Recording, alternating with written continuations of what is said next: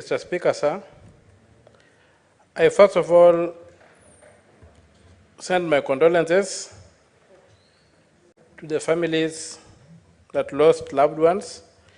I also look at those who have lost livelihoods, those who have been maimed. And I'll hear this voice, the blood of the innocent, that is crying out for justice on our streets.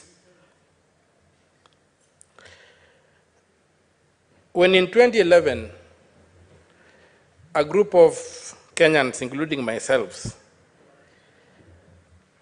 peacefully occupied Jogoo House and evicted Professor Ongeri, demanding that he accounts for 4.6 billion shillings that had been given to free primary education.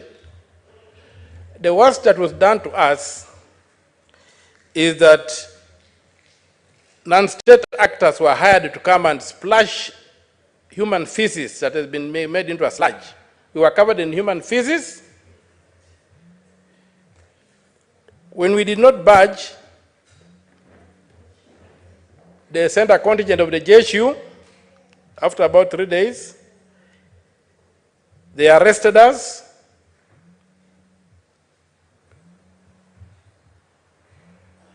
And we were taken to industrial area, and we are alive today.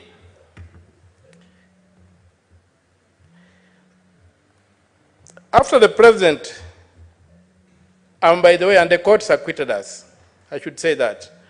After the president addressed the nation on the 25th of June, claiming criminals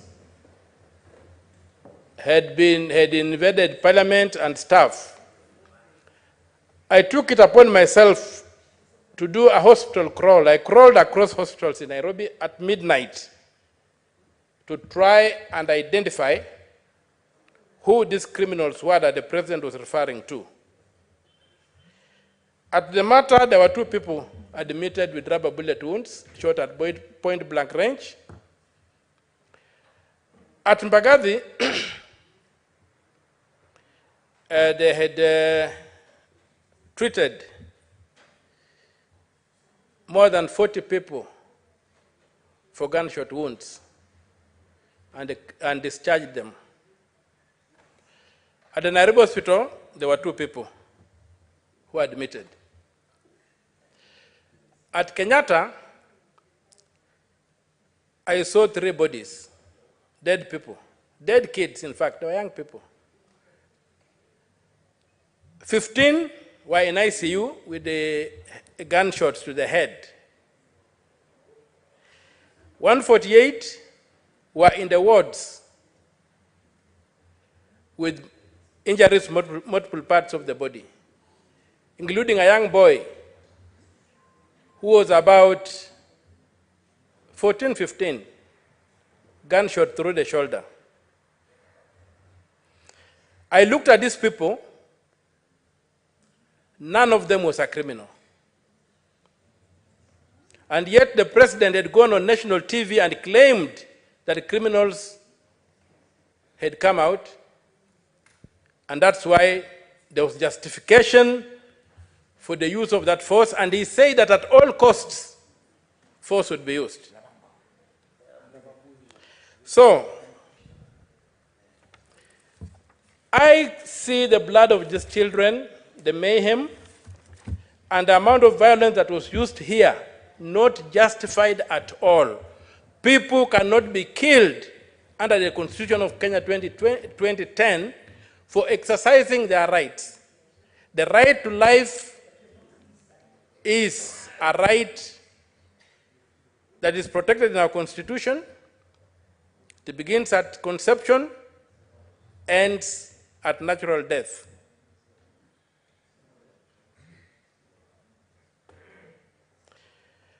One thing, during the operations, I've been to very many street demonstrations.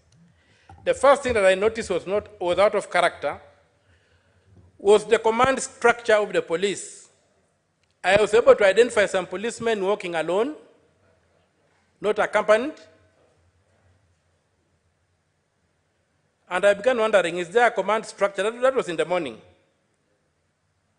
So the question was, how was the police operation planned and conducted? Was there a central command? Who were the field commanders? Who were the sector commanders responsible for each section of the streets? And how have they accounted for the deaths and injuries that happened in areas under their command? How did armed men, for the many times I went on the street to demonstrate, there could be there could be policemen in civilian clothes, but they were never armed. They could participate in an arrest, but I have never seen a person dressed in civilian clothes shooting at the public. I've never seen it. Was this a militia? And to whom does it answer? How did these armed men get to join uniformed police? Do the police standing orders, do the force orders allow for that? How many police officers were issued with live bullets? And have the bullets been accounted for?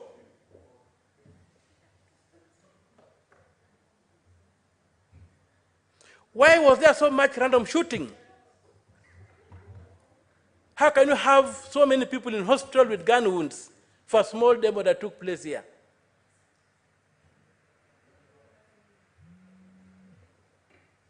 What was the president trying to justify?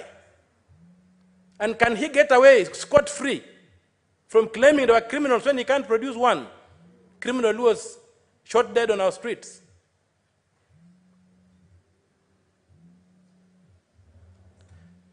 Why is the internal affairs unit of the police being dismantled since the president came into power? Why has Mr. Koome, to whom the unit answers, transferred almost all competent investigators out of the internal affairs unit? And for those who don't know, the internal affairs unit was set up and is properly equipped to investigate crime by the police. They receive reports from the public, they receive reports from fellow officers. IPOA has got no capacity to investigate policemen. IPOA are civilians. Most of them don't understand the operation orders of the police. There's a special unit that deals with this. Why is it that this unit has been dismantled? Starved of funds, competent officers transferred to outposts, and the unit left as a shell. Some of these officers, Mr. Speaker, sir, were trained at a very high expense by the public outside this country in various jurisdictions, but they are now doing clerical work in outstations since the appointment of IG Koome. Such that right now, as we speak, there is no capacity in the police to investigate what happened on the streets of Nairobi. A capacity that had been built to ensure that if there were any issues, they would be investigated thoroughly by the police who understand how police are supposed to operate.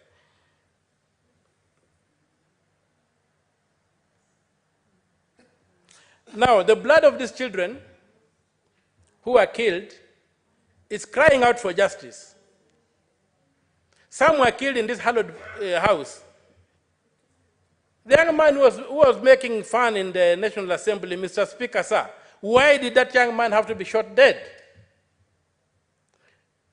We cannot sit here and discuss these niceties that we are discussing here, complaining and not making a case, yet people have buried children whose only crime was that they went out to say that this country can be managed in a better way.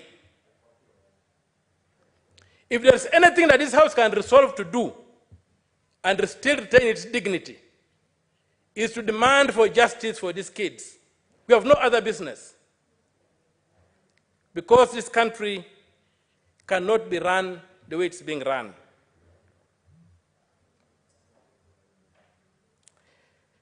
The mayhem that happened across Tomboya Street on the other side of the city, for some of us who walked there and saw, it's unbelievable. Forget what happened here.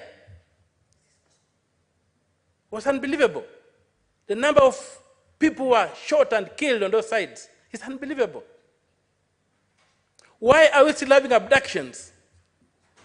We are seeing stories in the media that some young men have been abducted after the event and have disappeared and bodies have been recovered.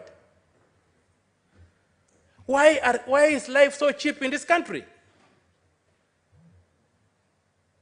So all that we are speaking here, unless we demand justice for the kids who are killed, unless we demand justice for the blood which is crying out to be atoned, there's nothing we are doing here.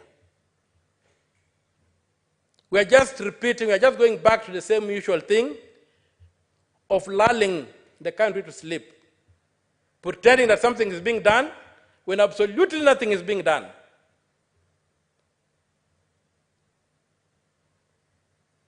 President Ruto claimed on national TV that there were criminals. Can he produce a single criminal who was involved in this business? He has a better intelligence than we do. Can he point out to among those dead people, can he isolate one person who was a criminal that his security forces were justified to kill? This is not how to run a country. You can't brand citizens criminals and kill them and say you are going to do it at all costs.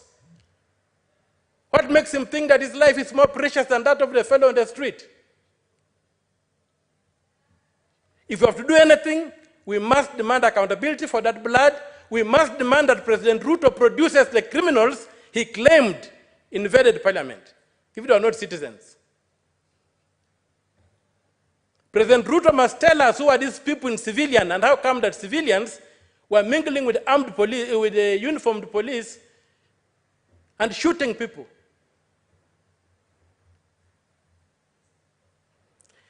The time when people said words and they got away with it, I think they are behind us.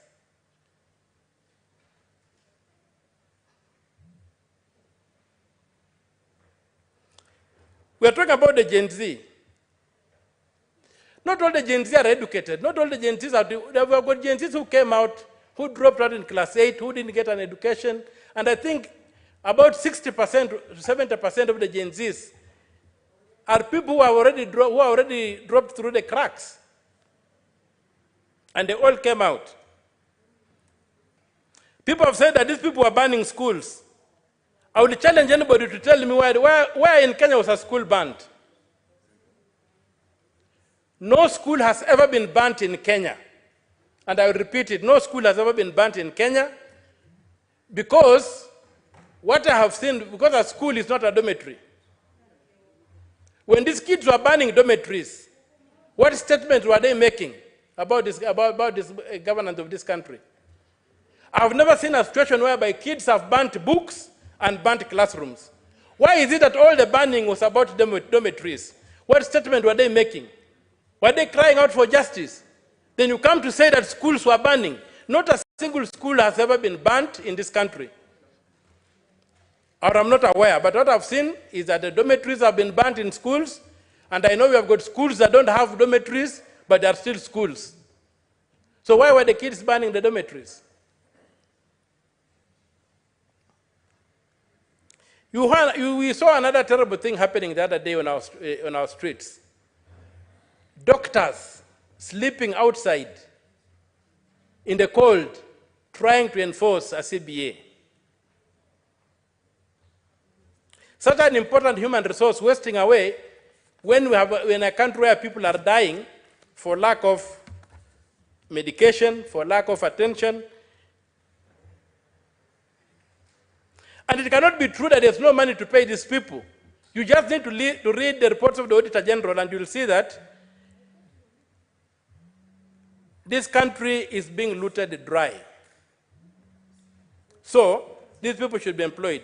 We are a Republic of Kenya, and the name Republic is an ideological statement about this country.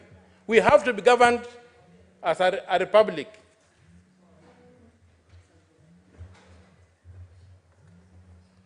We must be governed as a republic. We are not a kiosk. We have a constitution that says how power should be acquired in this country. And that power, when we have elections, why do people go to Bomas when the constitution says that elections must terminate at the constituency? The next presidential election must end at the constituency for matters to be proper.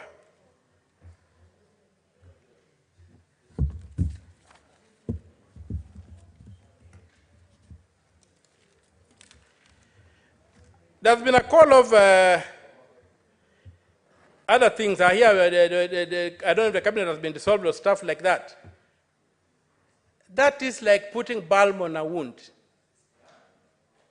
What we demand, and what I personally think is ready to happen, is that the entire Kenya Kwanza administration, led by Mr. Ruto, must vacate power.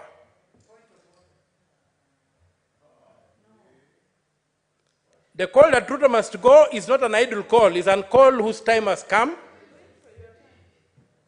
It's a call whose time has come. Mr. Ruto told us that criminals were on the streets. He has not produced a single criminal. You cannot be told lies every day. Senator Omtata. Yes, Mr. Speaker. Just have your seat. I made myself very clear on how we are going to conduct ourselves during debate on this motion. Inasmuch as we suspended points of order, I said let us be responsible in the way we debate and let us be factual. You cannot call the president Mr. Ruto. This is not a Kamkunji. This is the Senate of the Republic of Kenya. Proceed. Okay, I can call him Dr. Ruto. And President Ruto. I'm finishing. Dr. Ruto, His Excellency the President. Proceed. But he never ceased being a minister, so all those titles apply to him, if my English is correct. So I'm demanding that President Ruto vacates office as the only honorable thing to do. He's unable to balance a budget. It has collapsed. Everything around him is collapsing. So you cannot say that his juniors should bear the burden. The ball stops with him, and the call that President Ruto must go is a call that must be applied. And as they say, a fish begins rotting with the head. So, and among my people they say, a river does not flow higher than its source. And when you look at the sun, you must blink. Justice is crying out. Our children have died, something that has never happened in this country. The president has called them criminals. And the president cannot continue sitting in power when the children have died. And he said you do anything at whatever cost. When the Constitution says you can't do anything at whatever cost. So my call is to associate my voice with those who are saying that the president vacates office. There's no room for all these things we are doing here, and we start off with a new slate. Mr. Speaker, sir, anything less than that will not avenge the blood that has been spilled on our streets. A street that is hallowed, a street that is recognized in the Constitution as an arena for engaging politically. As the arena whereby, when this institution fails, the people of Kenya invoke Article 1 and go to engage. When you desecrate such a venue, You don't do anything. There's not even a call that these things should be investigated. Instead, they're trying to say that we go and have dialogue to assuage, to see, I don't know how to distort what is happening, to do whatever, to see how. I just look at these people like prison guards who are fighting for who becomes the chief warden. Then they learn that there's a prison break. So they all forget about what they were fighting for. They say the first thing we must do is to ensure that this prison is not destroyed. Because their business is the prison. Their business is to keep the people in the prison. So they are now coalescing, forgetting about the fight they were having, who becomes the chief warden. Now they are saying the prison must be kept intact. We are not going to allow that. This country has moved. The government that has to govern this country must govern by law.